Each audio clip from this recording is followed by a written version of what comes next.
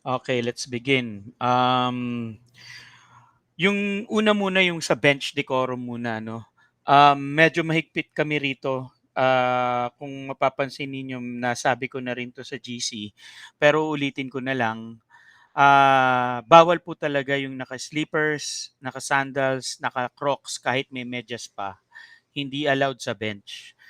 Kapagka ikaw ay staff, head coach, assistant coach at saka barangay rep, kahit na sino pa sa barangay rep 'yan, kailangan mo talagang naka-shoes. Hindi puwedeng naka-Crocs or naka-sandals or naka-slides or naka-slippers. So medyo mahigpit ako ro'n, papaalisin ko po talaga dun sa bench, okay. And then ang uupo lang po talaga sa bench na staff ay tatlo lang, head coach, assistant coach at isang barangay rep. Hindi na po madadagdagan 'yun. Yung 15-man lineup, kahit naman dumating siya ng say for example 14 lang ang dumating o kulang yung dumating halimbawa. Tapos, 2 seconds to go or 1 second to go meron kang bagong dating na pinasok, allowed po yun. Wala po tayong rule na hindi na siya puwedeng pumasok. Kahit 1 second pa ang remaining sa clock at biglang dumating yung isang player mo at gusto mong ipasok, puwede yan basta playing attire na, okay. Sa mga uniforms alam natin na iisa lang ang gumawa niyan. So, magre-rely yan talaga dun sa binigay niyong sukat at saka number. 'Pag may nadobleng number, automatic hindi allowed yung isa. Hindi puwedeng maghiraman ng jerseys at saka ng shorts. Pagka maigsi, wala tayong magagawa. Kung mali yung sukat, wala tayong magagawa. Hindi rin ia-allow. Hindi natin puwedeng ikatwiran na hindi nyo kasalanan dahil kayo yung nagbigay ng sukat. Basta hindi natin ia-allow, basta hindi naka-proper uniform. Jersey yan at saka shorts. Yung sa coaches, ang alam ko diyan ay meron coaches uniform na isa. Kung puwedeng magpadagdag, kung gustong magdagdag ay magpapadagdag mismo dun sa jersey maker sa Yang Esquivel. Pero kung hindi naman, okay lang. Ia-allow din natin ang naka-shorts, walang problema diyan. Basta 'wag lang sleeping shorts, 'wag lang yung mga boxer shorts. 'Wag lang din yung basketball shorts. Puwede yung mga basketball shorts na walang number, yung parang mga pang-casual ang dating, wala ring problema diyan. So, i-a-allow din natin 'yan. Supposedly dapat polo shirt o yung may kwelyo, okay. May kwelyo dapat. Pero since na, meron kasing mga uniform na t-shirt lang, okay lang tayo sa t-shirt. Yes, go ahead sir. Nagtaas ka ng kamay. Sir, question lang po. Bale yung sa assistant Sige. coach po, kailangan din po ba ng uniform nun o yung head coach lang po? Kahit na ano ang isuot ng staff na tatlo kahit na hindi uniform, pwede 'yan as long as Okay po. pasok dun sa sinabi natin na bawal lang nakatsinelas, bawal lang naka-Crocs, bawal lang naka-slide. At allowed ang shorts, 'wag lang boxer shorts, 'wag lang yung shorts na pantulog o pambahay. Puwede rin ang shirt, wala ring problema doon, Okay po. okay. 'Wag lang Thank you po, 'wag lang sir. kayong magsusumbrero, bawal 'yun, yung cap hindi rin ia-allow 'yun, papaalis din po 'yun, okay. So, 'yan po dun sa Okay bench po. decorum. Isa pa, medyo mahigpit din kami sa bench pagdating sa mga fans. Kung sakaling sa Amparo ang venue natin, hindi tayo mag-a-allow ng mga, ah, wait lang ha, hindi tayo mag-a-allow ng mga fans doon mismo sa bench. Okay, so bawal 'yon. Halimbawa, hindi niyo naman fans 'yon, okay, so ibig sabihing hindi fans, kumbaga hindi niyo kakilala, 'yun ang sabi niyo, hindi niyo naman kilala 'yan. Wala rin tayong magagawa diyan basta umupo do'n sa bench niyo, hindi talaga uubra, okay. Teka wait lang, 'yan. So hindi hindi namin trabaho yung magpulis ng bench. Meron lang kaming paalala siyempre sa bago mag-start yung game. Pero once na ongoing na yung game, kayo na po magpupulis ng ranks niyo at saka ng bench niyo. So kung merong improper bench decorum diyan, kasama na yung mga fans kahit hindi niyo naman kilala, automatic matutusok po kayo doon o mate-technical po kayo doon. Okay. Tapos nga pala, yung mga kung minsan kasi ang ginagawa pagka maluwag-luwag yung likod ng bench, nakatayo sa likod ng bench yung iba.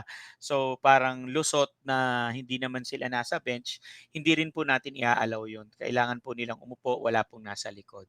Okay? Tapos nga pala, halimbawa lang na walang coach, basta captain ball i-a-allow po natin. Halimbawa naman playing coach, natural yung jersey niya ang i-a-allow natin na para makapag-coach siya, hindi yung coach's uniforms. Kasi naglalaro siya, eh. So kung playing coach, pwede 'yan, natural na jersey ang suot, tsaka yung playing shorts niya, tsaka naka-rubber shoes siya, pwede 'yan. So pagka walang coach dapat, supposedly 'pag walang coach automatic default. Pero kung nandiyan ang captain ball, i-a-allow natin 'yan, puwede nating ituloy yung game, okey? Ang games po natin palagi ay weekend, dapat magge-game tayo ng mga weekdays ng 5 PM pataas. Pero since na nagkakasabay-sabay na lahat halos ng zones 1 to 10 plus yung zone po ninyo, zone 16, medyo alanganin na po tayo sa mga days. Yung zone 16, ang gagawin talaga natin diyan ay weekend, Saturday at saka Sunday. Ngayon, hindi pa natin alam yung time, pero ngayon tayo mag-uumaga muna kasi sa availability ng court. Sa complex po tayo sa Sabado at Linggo. Then, magkakaroon tayo ng panibagong advisory, most likely by Thursday, every Thursday pala, I mean, or every Wednesday night, kung ano na yung magiging oras natin pagdating sa susunod na mga weekend games po natin. Okay? Tapos, nga pala sa protest, halimbawa ineligible ang player. Wala po sa committee, wala po sa organizer, wala po sa commissioner ang burden of proof ng pinoprotest ninyo. Hindi po kami yung mangangalap ng ebidensya para patunayan yung protest. Kayo po, nasa inyo po yung burden of proof. Kung sino yung protesting team, sila pong maghahanap ng ebidensya at ipepresent po namin as burden of proof at as proof na tama yung pinoprotesta nyo. Do'n po namin madedesisyonan. Pero yung sasabihin na, hindi talaga yan ano, mali yung ano niyan o peke yung papel niyan, ganyan-ganyan. Hindi po kami yung mangangalap ng ebidensya. Kayo po ang mangangalap ng ebidensya at ipapakita niyo po sa amin. Yun po yung sinasabi ng burden of proof. Sa inyo po yun, dun sa teams po na nagpoprotesta, ang burden of proof. Okay? Next, sa scheduling naman, alam natin na merong mga special request, eh, yang mga ganyan. Basta special request sa schedule, hindi na namin talaga ina-allow. Unless otherwise na talagang medyo mabigat yung reason. Pagka medyo mabigat yung reason, dediretso na po kayo kay Sir Dindo na po talaga. Hindi po commissioner o hindi po yung mga officials po sa table ang magde-decide para sa scheduling na request. Pero yung mga katulad ng request na, yung player kong ganito hindi makakapunta, star player pa naman yan, ganyan-ganyan. 15-man lineup po tayo, wala po tayong magagawa kung na-schedule na po talaga yun. So, kumbaga ang tawag nating mga coaches diyan, eh, next man up. Kumbaga, kung sino yung nandiyan, eh, laban, bakbak.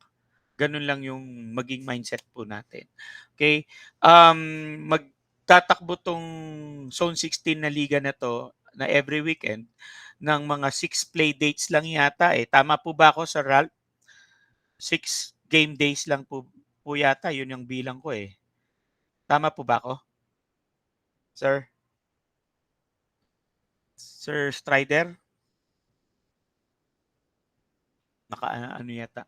So ang alam ko talaga 6 game days lang yata, eh. So most likely nasa 3 weeks lang tayo and then semis na at saka finals na gano'n kadali. So yung recovery time naman natin kung halimbawa napilayan medyo maganda-ganda kasi 1 week ang recovery time natin unless Sabado ang laro niyo tapos meron kayong okey lang po sir, okey lang po. Sabado ang laro niyo tapos meron kayong game ng Linggo, napilayan ng Sabado, wag naman sana. Yun nga lang yung medyo alanganing recovery time. Pero kung Sunday naman yung laro tapos dun kayo napilayan o kung ano man, meron tayong healing time or recovery time ng 1 week. Kasi every Saturday, Sunday lang ang game po natin, okey? So, yun po dun sa bench decorum tsaka dun sa eligibility or mga protest. Next, Dun sa dun sa mga punching foul or mga disqualifying foul na tinatawag, ang sole ayun 5 days lang daw po sabi ni Sir Ralph. Yun mas maganda, mabilis ang liga natin. So dun sa disqualifying foul, nasa commissioner ang sole discretion kung pwede naming i-upgrade ang suspension or i-nullify ang suspension. Pwede 'yon. Nasa basa na namin 'yun ng sitwasyon. Kung disqualifying foul 'yan, ibig sabihin nag-throw ng punch kahit na hindi kumunik, automatic disqualifying foul 'yan, eh. At it will, um, kumbaga magkakaroon tayo ng karagdagang penalty niyan, ano, suspension. Ngayon nasa discretion na namin kung pwede naming i-downgrade yung suspension or i-negate yung suspension. Pwede naman 'yun. Kumbaga ayon lang sa basa namin. Halimbawa, nag-throw ng punch, kumunik, tapos parang merong mga underlying cause paano nangyari 'yun, thrown out na talaga siya, wala na tayong magagawa. Pero yung mga 2-game suspension, 3-game suspension, pwede naming inalify. Actually, medyo maselan kami sa ganyan, eh. Yung sa Zone 15 no'n na may nagsuntukan noon, ang hatol talaga namin do'n ay ban na para sa liga.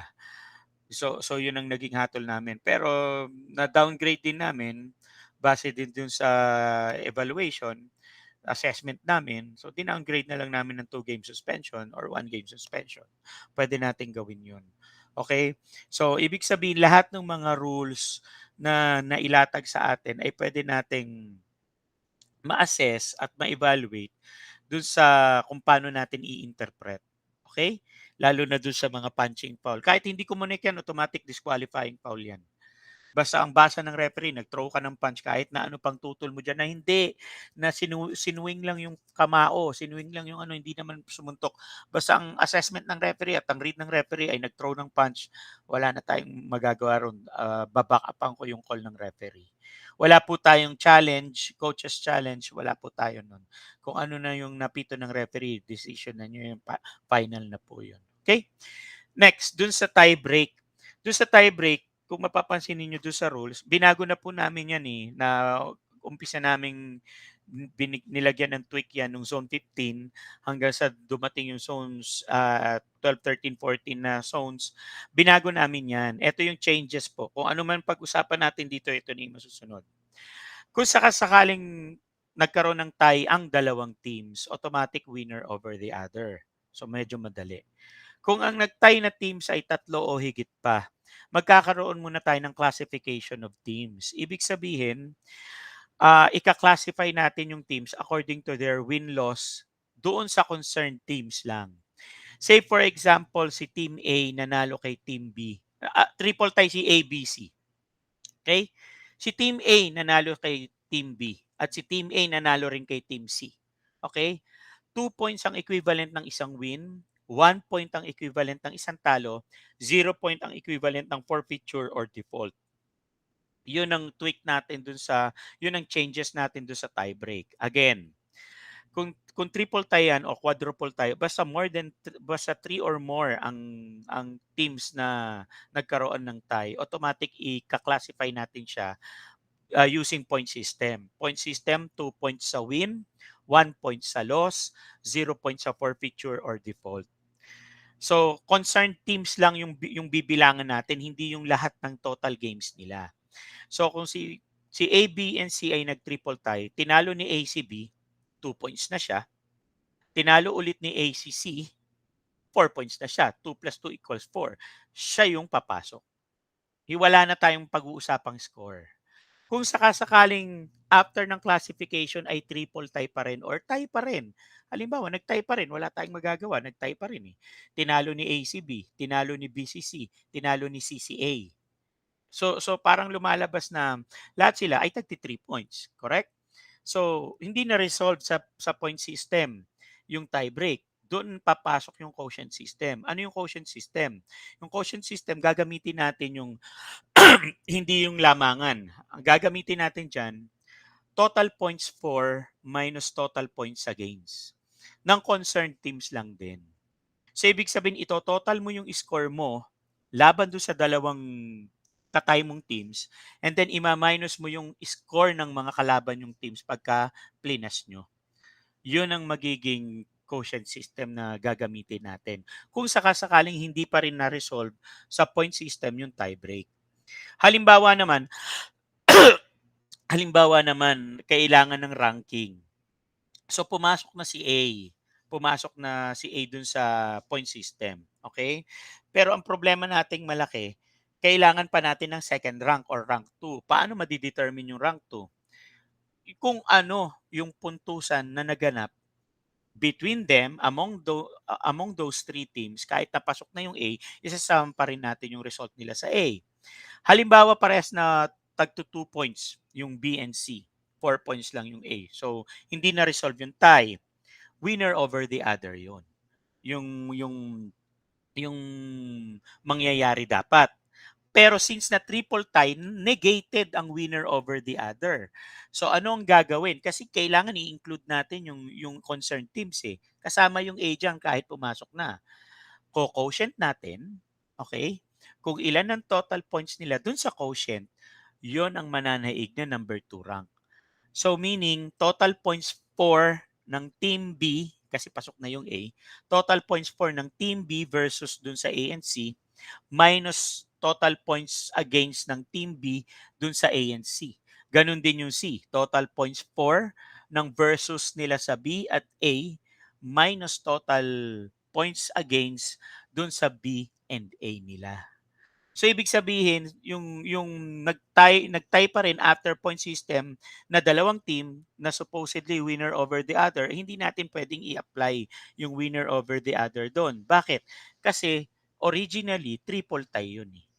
So babalik talaga natin yun sa point system at saka sa quotient system. Ngayon, magkakaroon lang tayo ng winner over the other pagka dalawa lang teams yung involved doon sa tie. Okay?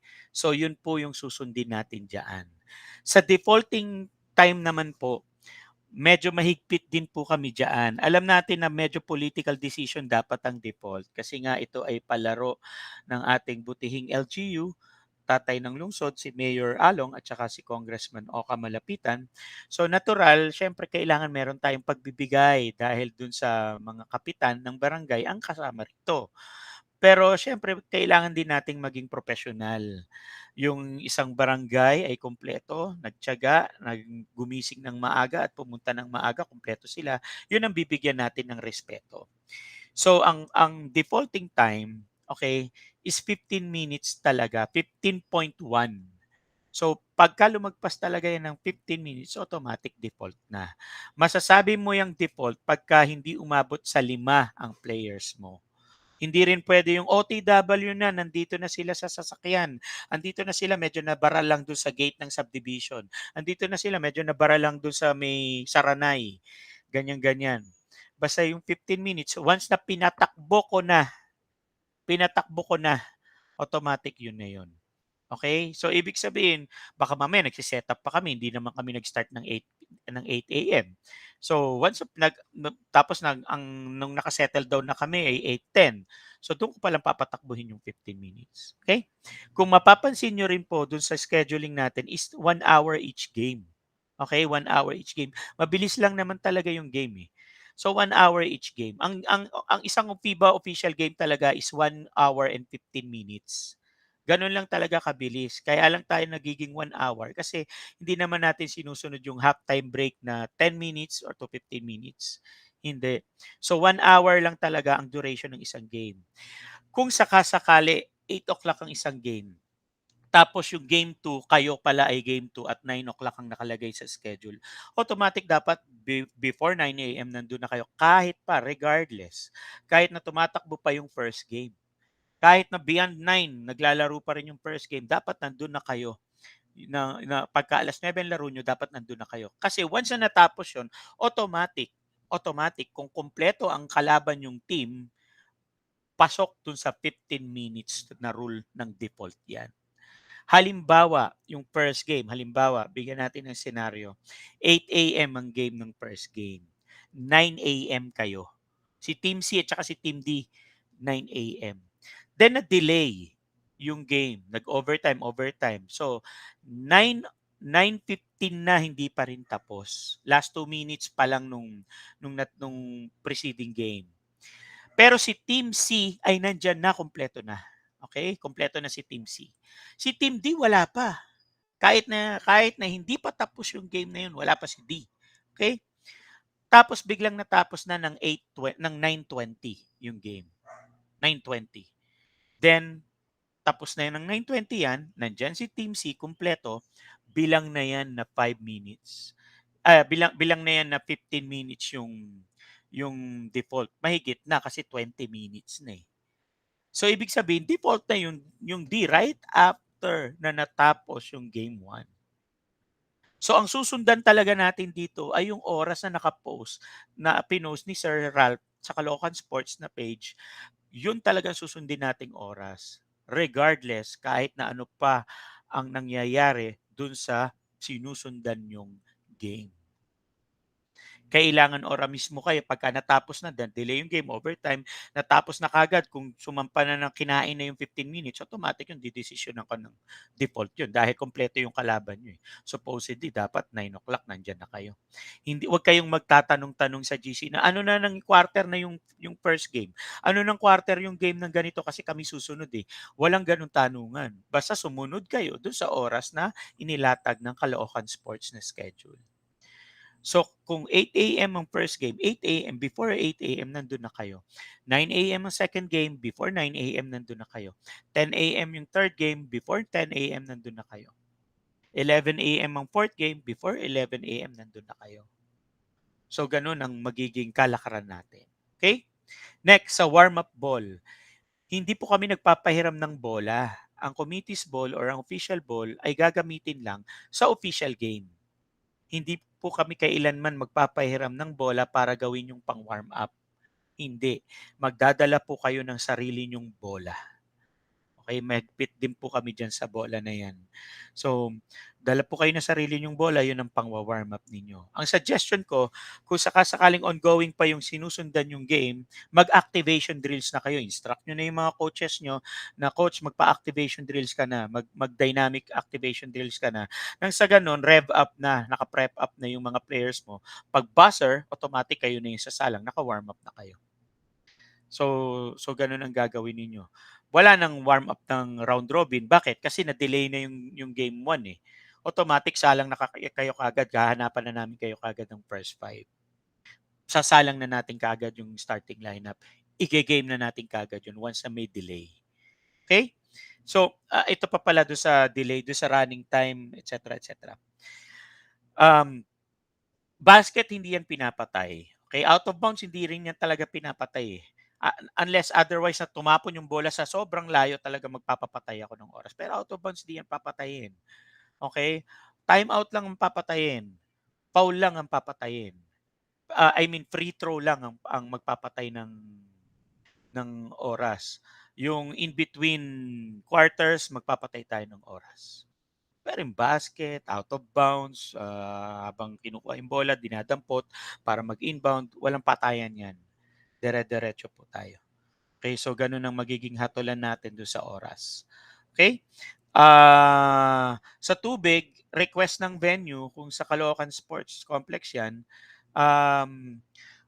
mas maganda siguro yung meron na lang kayong mga tumbler or aqua plus.